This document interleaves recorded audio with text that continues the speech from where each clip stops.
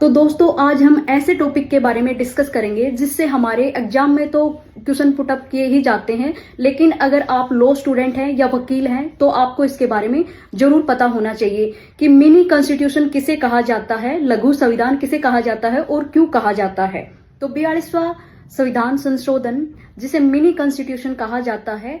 भारत की पहली महिला प्रधानमंत्री श्रीमती इंदिरा गांधी की अगुवाई में 1976 में भारतीय राष्ट्रीय कांग्रेस द्वारा किया गया था। इंडियन कॉन्स्टिट्यूशन के 42वें संविधान संशोधन में ही बहुत बड़े बड़े अमेंडमेंट हुए थे एंड सबसे ज्यादा परिवर्तन इसी संविधान संशोधन में हुए थे। इसी संविधान संशोधन को विवादों का कारण भी माना जाता है क्योंकि इसने केशवानंद भारती केस में जो सुप्रीम कोर्ट ने फैसला दिया था उसको पलटने की भी कोशिश की थी एंड जो न्यायपालिका की शक्तियां हैं उनको सीमित कर दिया था,